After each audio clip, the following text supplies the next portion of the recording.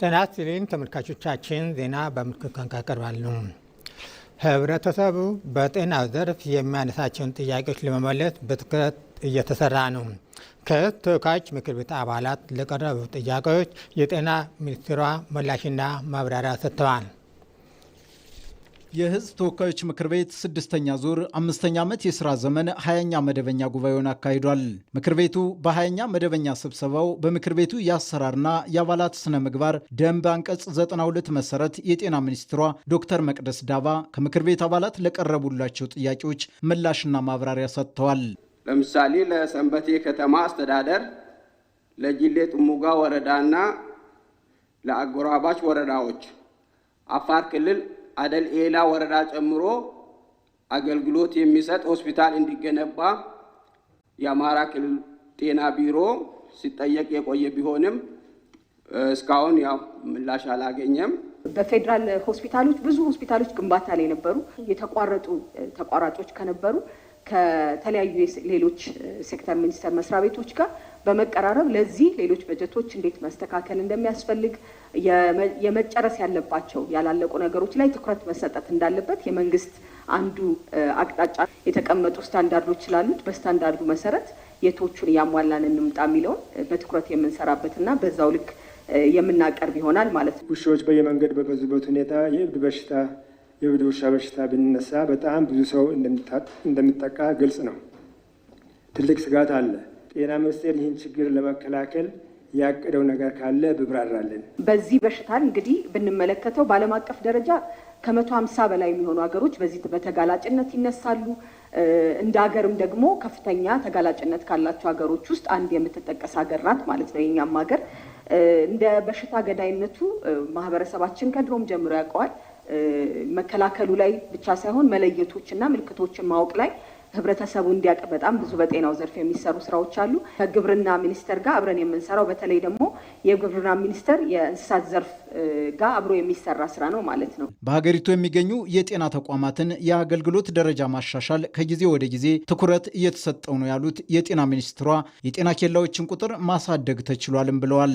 አጠቃላይ የጤና አገልግሎት የሚሰጡ የጤና ኬላዎችን ከ600 በላይ ነው በግንባታ ደረጃ ያሉን አሁን በአጠቃላይ ደግሞ አሁን ከ333 በላይ የሚሆኑት አዲስ አገልግሎት መስጠት ጀምረዋል። እነዚህን ለየት የሚያደርጋቸው የኦፕሬሽን አገልግሎት፣ የቀዶ ጥገና አገልግሎት ለእናቶች በቀረብ ባለ ተቋማት ማግኘት እንዲችሉ ያግዛል። ሌላው ከምክር ቤቱ አባላት የቀረበው ጥያቄ ከመድኃኒት አቅርቦት ጋር የተገናኘ ነው። ከመድኃኒት እጥረትና የመገልገያ መሳሪያዎች አቅርቦት ጋር ተያይዞ የህዝባችንም የሁል ጊዜ ጥያቄ በመሆኑ በተደጋጋሚ ለሚኒስቴር መስሪያ ቤቱ ይህንን ጥያቄ አቀርበናል። ምላሽ ግን አልተሰጠም። ከባለፈው 8 ዓመት በፊት የነበረው የመድኃኒት አቅርቦት ምን ላይ ነው፣ ከሀገር ውስጥ የሚገዛው ምንድን ነው የሚለውንም ቀይረን ብዙ መድኃኒቶችን እንዲገዛ ከ8% አሁን ላይ ባለፈው እንደምናስታውሰው ከ44% ኢቭን አሁን ደግሞ ከ46% ከፍ ያለ የሀገር ውስጥ መድኃኒት አቅርቦቻችንን እንደ ኢትዮጵያ ታምርት በሚለው ስራችን ውስጥ እየገዛን እያቀረብን ነው።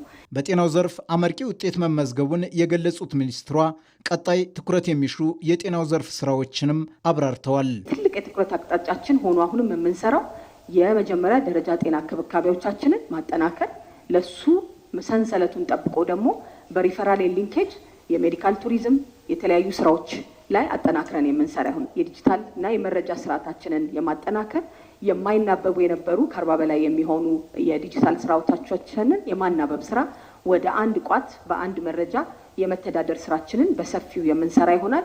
ምክር ቤቱ ከዚህ በተጨማሪ የ19ኛ መደበኛ ጉባኤውን ቃለ ጉባኤ በሙሉ ድምፅ መርምሮ አጽድቋል። ፓርቲዎች ለ7ኛው ጠቅላላ ምርጫ የተለያዩ አማራጭ ተጠቅመው የምረጡኝ ቅስቀሳ እያካሄዱ ነው። የመገናኛ ብዙሃን አዘጋጅነት ተጠቅሞ ከሚያደርጉት የምረጡኝ ቅስቀሳ በተጨማሪ በብሔራዊ ምርጫ ቦርድ አዘጋጅነት የሚካሄደው የፓርቲዎች ክርክርም ያላቸውን አማራጭ ፖሊሲ እንዲያስተዋውቁ እየረዳቸው ነው። የፖለቲካ ፓርቲዎች በፖለቲካ፣ በኢኮኖሚ፣ በማህበራዊና በተለያዩ ጉዳዮች ያላቸውን የፖሊሲ አማራጮች በአግባቡ ማቅረባቸው መራጩ ሕዝብ በቀላሉ የሚመርጠውን የፖለቲካ ፓርቲ እንዲለይ የሚያግዝ ነው። በምርጫ ሂደት ውስጥ እንደ ወሳኝ ምዕራፍ በሚወሰደው የምረጡኝ ቅስቀሳ ዘመቻ የፖለቲካ ፓርቲዎች ለሀገር ይጠቅማል፣ ብሔራዊ ጥቅምን ያስጠብቃል የሚሉትን የፖሊሲ አማራጮቻቸውን መገናኛ ብዙሃንን ተጠቅመው ከህዝብ ያደርሳሉ። የተለያዩ ፓርቲዎች ቅስቀሳ የምናደርግበት ወቅት ላይ ነው ያለ ነው። የቅስቀሳ ራሱን የቻለ ጊዜ አለ። በዛ ጊዜ ገደብ ውስጥ ፓርቲዎች ቅስቀሳ እያደረጉ ነው። ለህዝባችን መልእክቶችን ለማድረስ የተለያዩ የሚዲያ አማራጮችን እየተጠቀምን ነው። ይሄ ይቀጥላል። በሚዲያ ያደረግናቸው ተሳትፎች ለሰፊው የመራጭ ህዝብ የደረሱ መሆናቸውን እናውቃለን። ጥሩ ፊድባክ አግኝተናል። መነቃቃት ተፈጥሯል። ይህንን አጠናክረን እንቀጥላለን። የኢትዮጵያ ብሔራዊ ምርጫ ቦርድ በበኩሉ በተለያዩ ርዕሰ ጉዳዮች ላይ የፖለቲካ ፓርቲዎች ያላቸው አማራጭ ሀሳብ ለህዝብ ይደርስ ዘንድ የምርጫ ክርክር እያሰናዳ ነው። ፖለቲካውን ለማነቃቃት፣ ፖለቲከኞችንም ለማሳተፍ፣ ለህዝቡም ተደራሽ ለማድረግ ምርጫውን ራሱ አዌርነስ ለመፍጠር የተጠቀሙት የሚዲያ ምህዳሩ በጣም የሚመሰገን ነው። ሞጋች ባለሙያዎችም አሉ። የሚነሱ ሀሳቦች በጣም ጥሩዎች ናቸው። የምርጫ ቦርድ የክርክር የአየር ሰዓትንም በማዘጋጀት ፍትሐዊ በሆነ መንገድ ድልድል በማድረግ የፖለቲካ ፓርቲዎች ሀሳባቸውን ለህዝቡ ተደራሽ እንዲያደርጉ ሰፊ ስራ እየተሰራ ያለበት አግባብ ስላለ አጠቃላይ ከምርጫ ቦርድ ጋር የጋራ ምክር ቤታችንም ተቀራርቦ እየሰራ ያለበት አግባብ እንዳለ ለማንሳት ነው። የፖለቲካ ፓርቲዎች ያገኙትን የምርጫ ቅስቀሳ እድሎች ተጠቅመው በሰከነ መንገድ በተለያዩ ርዕሰ ጉዳይ ላይ ያላቸውን አማራጭ ሀሳብ ይዘው መቅረብ ከነሱ የሚጠበቅ ነው። የዓለም አቀፍ የሚዲያ የፖለቲካ ፓርቲዎች የክርክር ስታንዳርድ ጠብቀው እርስ በርስ ተከባብረው አከራካሪ ሚዲያዎችንም በደንብ አክብረው ጠያቂም እርስ በርስ ሲጠያየቁ ሲመላለሱ አይተናል። ይሄ መለመድ ያለበት ነው። ትንሽ ደግሞ በመጠኑ ቢሻሻል ብዬ ማስበው ፖለቲካ ፓርቲዎች ቢከራከሩ ደስ የሚለን በፖሊሲ በፕሮግራም መሆን ሲገባው መተባበር ያለባቸው በፖሊሲ በፕሮግራም ሳይሆን በፖለቲካ ሲተባበሩ አይተናል። ይሄ ማለት የጥላቻ የተወሰኑ ሰዎች ግለሰቦች ላይ ንግግሮች አይተናል። ይሄ ወደፊት ይስተካከላል ብለን እናምናለን። የፓርቲዎቻችን መለመድም የሌለበት ሁለተኛው በጭብጥ ጉዳይ ላይ ይሄ አርጊው ሲያደርጉ ሀሳብ ይነሳል። ለዛ ሀሳብ አርጊው ማድረግ ሲገባቸው ስድብ የሚመስሉ አንዳንዴ እንግዲህ ማህበረሰባችን የሚቀበልበት ጉዳይ አለው። ስለዚህ የዚያ ነገሮች ቢሻሻሉ ወደፊት ፓርቲዎቻችን ያንን ቢያደርጉ፣ ምክንያቱም መከራከር ያለብን በፖሊሲ በስትራቴጂ በፕሮግራም የኔ ፓርቲ ነገ መንግስት ቢሆን ኢትዮጵያ ውስጥ ኢኮኖሚውን እዚህ አደርሳለሁ፣ የውጭ ጉዳይ ፖሊሲው እንደዚህ ይሆናል፣ ብሔራዊ ጥቅሜ በዚህ መልኩ አስጠብቃለሁ፣ የትምህርትና የጤና ማህበራዊ ግንኙነቱን ይሄን አደርጋለሁ የሚል ሀሳብ ለኢትዮጵያን መሸጥ መቻል አለባቸው። የምርጫ ክርክር ዜጎች የሚመርጡትን የፖለቲካ ፓርቲ እንዲለዩ ከማገዙ በላይ እንደ ሀገር የዲሞክራሲ ልምምድን የሚያጎለብት ነው። የኢትዮጵያ ጉምሩክ ኮሚሽን በ2018 በጀት ዓመት 10 ወራት ውስጥ ከ600 ቢሊዮን ብር በላይ ገቢ መሰብሰቡን አስታወቀ። ተቋሙ በሪፎርም ስራዎችና በቴክኖሎጂ የታገዘ ቁጥጥር በማድረጉ በማጭበርበር ሊባክን እና አገር ልታጣ የነበረውን ከ256 ቢሊዮን ብር በላይ በጥቅሉ ወደ ገቢ መቀየር መቻሉን ተጠቁሟል። በኢትዮጵያ የተተገበረው የማይክሮ ኢኮኖሚ ማሻሻያ ተከትሎ የሀገር ውስጥ ገቢን በማሳደግና የኮንትሮባንድ እንቅስቃሴን በመግታት ረገድ የጉምሩክ ኮሚሽን ሚና የጎላ ሆኗል። ኮሚሽኑ በ2018 በጀት ዓመት 725 ቢሊዮን ብር ለመሰብሰብ ያቀደ ሲሆን ባለፉት 10 ወራት ከ600 ቢሊዮን ብር በላይ መሰብሰብ ችሏል። ተቋሙ አሰራሩን በቴክኖሎጂ በማዘመኑና ቁጥጥርን በማጥበቁ ባለፉት 10 ወራት ብቻ ካለፈው ዓመት ጋር ሲነጻጸር ከ258 ቢሊዮን ብር በላይ ብልጫ ያለው ገቢ አስመዝግቧል። የ2018 ዓመተ ምህረት ገቢ በእቅድ ደረጃ ወደ 725 ቢሊዮን ብር ለመሰብሰብ የገቢ ስርዓቱ ከሚያመነጨው ገቢ 725 ቢሊዮን ለመሰብሰብ አቅደን ባሳለፍነው 10 ወራት 600 ቢሊዮን 233.6 ሚሊዮን ወይም ደግሞ የእቅዱን 100.22 ቢሊዮን ለመሰብሰብ ተችሏል። ይሄ የገቢ እቅድ አፈጻጸም ከባለፈው ዓመት በጣም ከፍተኛ ብልጫ ያለው ነው። 258 ቢሊዮን ብር ብልጫ አለው የ10 ወር አፈጻጸም። ለዚህ የገቢ እድገት አፈጻጸም አስተዋጽኦ ካደረጉ ጉዳዮች መካከል የሀገራዊ የማክሮ ኢኮኖሚ ሪፎርም ለዚህ ገቢ እድገት የራሱ የሆነ ቀጥተኛ የሆነ አስተዋጽኦ አበርክተዋል። ሁለተኛውና ትልቁ የኢትዮጵያ ጉምሩክ ኮሚሽን በተከታታይነት የወሰዳቸው የሪፎርም ስራዎች ለዚህ ገቢ እድገት ከፍተኛ የሆነ አስተዋጽኦ አበርክተዋል። በተለይም በኮንትሮባንድና በማጭበርበር ሊባክን የነበረ ከፍተኛ የሀገር ሀብት በማዳን በኩል የተመዘገበው ስኬት የተቋሙን ሪፎርም ውጤታማነት ያረጋገጠ ሆኗል። በቴክኖሎጂ የታገዘ ጥብቅ ቁጥጥር መተግበሩ በህገወጥ መንገድና ማጭበርበር ምክንያት ሀገር ልታጣ የነበረውን 256 ቢሊዮን ብር ማዳን ተችሏል። በተጨማሪም በኮንትሮባንድ ዝውውር ላይ በተወሰዱ እርምጃ ከ23 ቢሊዮን ብር በላይ ግምት ያላቸው የኮንትሮባንድ እቃዎች በቁጥጥር ስር ውለዋል። 23.1 ቢሊዮን ብር የተገመቱ የተለያዩ ቁሳቁሶች በውጪም በገቢም ኮንትሮባንድ ኮሚሽኑ በቁጥጥር ስር ያዋለበት ሁኔታ አለ። እነዚህ የገቢ ኮንትሮባንድ እቃዎች ለብቻ በአይነት ስንመለከት የኤሌክትሮኒክስ ደረጃቸውን ያልጠበቁ ወይም ደግሞ ሀገር ውስጥ እንዲገቡ ያልተረጋገጡ መድኃኒቶች፣ አልባሳት፣ አዲስም አሮጌም የምግብ ፍጆታዎች፣ መጠጦች ደረጃቸውን ያልጠበቁ ወይም የተከለከሉ መለዋወጫዎች፣ ኮስሞቲክስ፣ የግንባታ እቃዎች፣ ሲጋራ የመሳሰሉት ናቸው። ከውጭ ኮንትሮባንድ አኳያ የግብርና ምርቶች፣ ማዕድናት፣ የኢንዱስትሪ ምርቶች፣ የቁም እንስሳት፣ ህገወጥ ገንዘብ ዝውውርና የመሳሰሉት ናቸው። በጥቅሉ ወደ 256.7 ቢሊዮን ብር በዚህ መንገድ ወደ ገቢ የተቀየረበት ሁኔታ አለ። ባለፉት 10 ወራት ማለት ነው። ከገቢ አሰባሰብና ከቁጥጥር ስራው ጎን ለጎን ተቋሙ የሀገር ውስጥ ኢንቨስትመንትን ለመደገፍና የማምረት አቅምን ለማሳደግ ከ329 ቢሊዮን ብር በላይ ከቀረጥ ነጻ ማበረታቻ ማድረጉም ተጠቁሟል።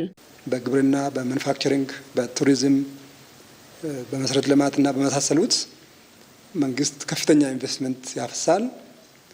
በቀረጥ ነጻ ማበረታቻ አማካኝነት ለዚህ ደግሞ አገልግሎት የሚሰጠው የኢትዮጵያ ጉምሩክ ኮሚሽን ነው። ኮሚሽኑ ባለፉት 10 ወራት ወደ 329.2 ቢሊዮን ብር የተገመቱ በገንዘብ ሚኒስቴርና በሕግ የተፈቀዱ የቀረጥ ነጻ ማበረታቻ አገልግሎት ሰጥተዋል ማለት ነው። የኢትዮጵያ ጉምሩክ ኮሚሽን በኮንትሮባንድ ተግባር ላይ የተሰማሩ 1295 ህገወጦችን በቁጥጥር ስር በመዋል ለህግ ማቅረብ የቻለ ሲሆን በቀጣይም የሪፎርም ስራዎችን በማስፋትና የንግድ ስርዓቱን በማዘመን የሀገሪቱን የኢኮኖሚ ሉዓላዊነት ለማረጋገጥ እንደሚሰራም አስታውቋል። በመጨረሻም የዓለም አቀፍ የገንዘብ ተቋም ለኢትዮጵያ ኢኮኖሚ ማሻሻያ የሚያደርገው ድጋፍ ቀጣይነት እንዳለው ዋናው ዳይሬክተር ክሪስታሊና ጆርጂየስ ገለጹ። በሀገር በቀል የኢኮኖሚ ማሻሻያ አጀንዳ ውስጥ በተካተቱ ሁሉም ቁልፍ ተስፋዎች ላይ ማሻሻያ ውጤት እያስገኝ ነው ብለዋል ዋና ዳይሬክተሯ። ኢትዮጵያ ባለፉት ዓመታት የተገበረችው የኢኮኖሚ ማሻሻያ ለዘመናት የቆዩና የኢኮኖሚውን እድገት ወደ ኋላ የጎተቱ መዋቅራዊ ችግሮችን እየፈታ ይገኛል። ማሻሻያው የግሉን ዘርፍ ተሳትፎ በማሳደግና የኢኮኖሚውን መሰረት በማስፋት በአጭር ጊዜ ፈጣን የእድገት ጉዞ እንዲመዘገብ እያደረገም ነው። በ2017 በጀት ዓመት ኢኮኖሚው የ9.2 በመቶ እድገት ማስመዝገብ ችሏል። በዚህ ዓመትም የ10.2 በመቶ የኢኮኖሚ እድገት ይጠበቃል። ይህ እርምጃ ኢትዮጵያ በአፍሪካ ከቀዳሚዎቹ ተርታ የሚሰለፍ ጠንካራ ኢኮኖሚ ለመገንባት ለጀመረችው ውጥን መሰረት የሚጥል ነው። ኢትዮጵያ የጀመረችው ይህ የለውጥ ጉዞ ዓለም አቀፍ የፋይናንስ ድርጅቶች ያላቸውን አመኔታ እያሳደገና የሚሰጡት የገንዘብና የቴክኒክ ድጋፍ እንዲያጠናክሩም አድርጓል። ከሰሞኑ ወደ አዲስ አበባ የመጡት የዓለም አቀፉ የገንዘብ ተቋም IMF ማኔጂንግ ዳይሬክተር ክሪስታሊና ጆርጂየቫ ይህንኑ ነው የመሰከሩት። ማኔጂንግ ዳይሬክተሯ ከጠቅላይ ሚኒስትር አብይ አህመድ ጋር በኢኮኖሚያዊ እድገት በአጋርነትና ቅድሚያ በሚሰጣቸው የጋራ ጉዳዮች ላይ ውይይት አድርገዋል። የኢትዮጵያ ፕሬስ ድርጅት ከሚያሳትመው ኢትዮጵያን ሄራልድ ጋር በነበራቸው ቆይታም የኢትዮጵያ ኢኮኖሚ ማሻሻያ የተመራ የተመራበትን መንገድና ውጤቱን አድንቀዋል። በመካከለኛው ምስራቅ በሚካሄደው ጦርነት ምክንያት እየተባባሰ በመጣው ዓለም አቀፍ የኢኮኖሚ አለመረጋጋት ውስጥም ቢሆን ኢትዮጵያ በነደፈችው ታላቅ የኢኮኖሚ ማሻሻያ አጀንዳና ጠንካራ የፖሊሲ አቅጣጫ አማካኝነት እድገቷን እያስቀጠለች ትገኛለች ሲሉ ገልጸዋል። የኢትዮጵያ ኢኮኖሚ በፈጣን እድገት በኤክስፖርትና በመንግስት ገቢ ላይ መሻሻሎችን በማሳየት ጠንካራ የኢኮኖሚ አፈጻጸም እያስመዘገበች በመሆኑ የኢኮኖሚ ማሻሻያውን አወድሰዋል። የዓለም አቀፍ የገንዘብ ድርጅት IMF ማኔጂንግ ዳይሬክተር ክሪስታሊና ጆርጂየቫ መንግስት የኢኮኖሚ መረጋጋትን ለማስፈንና ለችግር ተጋላጭ ዜጎችን ለመደገፍ ያለውን ቁርጠኝነትም አድንቀዋል። የእሳቸው ገለጻ ኢትዮጵያ በፈታኝ ዓለም አቀፍ ሁኔታ ውስጥ ኢኮኖሚዋን ለማጠናከር የመቋቋም አቅሟን ለማሳደግና የረጅም ጊዜ ኢኮኖሚያዊ እድገት ለማረጋገጥ የምታደርገውን ስልታዊ ጥረት አመላካች ነው። የዓለም አቀፉ የገንዘብ ተቋም በቅርቡ ባወጣው ትንበያ ኢትዮጵያ በተያያዘው የፈረንጆቹ ዓመት ከሳህራ በታች ከፍተኛ የሆነውን የ9.2 በመቶ እድገት ታስመዘግባለች ያለ ሲሆን ይህም ከኢትዮጵያ ትንበያ ጋር ተቀራራቢ ነው። አሁን ካሰብነው 10.2 ደግሞ ከ1% በታች በእኛና በIMF መካከል የትንበያ ልዩነት አለ። ላለፉት 20-30 ዓመታት ኢትዮጵያ አድጋለው ብላ ያስቀመጠቻቸውን ትንበያና የIMFን የ20 ዓመታት ከኢትዮጵያ እድገት ትንበያ ጋር ያለውን ልዩነት መለስ ብሎ ማየት ይችላል። ሚኒመም 2% ዲፈረንስ ነበር። ሚኒመም አንድም ጊዜ ከ1% ያነሰ ትንበያ በእኛና በIMF መካከል በታሪክ ውስጥ ኖሮ አያውቅም። ሁሌም 2 እና ከዛ በላይ በትንበያ ዲፈረንሶች ነበሩ። ዘንድሮ ግን ከ1% በታች ነው በትንበያ እንኳን የምንለያየው። ይሄ ብቻ አይደለም። በቅርቡ በነበረው የቦርድ ግምገማ በኢትዮጵያ የተካሄደው ሪፎርም ከሚጠበቀው የላቀ ውጤት ያስገኘ ይበል ይጠንክር የሚባል ብሎ በይፋ ሪፖርት አውጥቷል። ኢትዮጵያ የኢኮኖሚ ማሻሻያውን በተገበረች ማግስት ኢኮኖሚውን ለግሉ ዘርፍ ክፍት በማድረግ ከግብርናው ነጠላ ዘርፍ ኢንዱስትሪ፣ ቱሪዝም፣ ማዕድንና ዲጂታል ቴክኖሎጂ ድርሻቸውን ከፍ ወዳደረጉበት ብዝሃ ዘርፍ ተሸጋግሯል። የውጭ ንግድ ማደግ፣ የመንግስት ገቢ በከፍተኛ ፍጥነት መጨመር፣ የስራ ዕድል፣ ጠቅላላ ምርት በመጨመር የኢኮኖሚ እድገቱ ወደ ባለ ሁለት አሃዝ እንዲንደረደር አድርጓል። የዓለም አቀፉ የገንዘብ ድርጅት IMF ማኔጂንግ ዳይሬክተር ክሪስታሊና ጆርጂየቫም በሀገር በቀል ኢኮኖሚ ማሻሻያ አጀንዳው ውስጥ በተካተቱ ሁሉም ዘርፎች ላይ ውጤቱ የተገኘ መሆኑን ጠቅሰዋል። የኢትዮጵያ የማሻሻያ ጉዞ አበረታች ነው። እኛም የተጀመረውን የእድገት ጉዞ ለመደገፍ ያለንን ቁርጠኝነት እንቀጥላለን ሲሉም አረጋግጠዋል። ዜና አበቃ። ከቀሪ ፕሮግራሞቻችን ጋር መልካም ቆይታ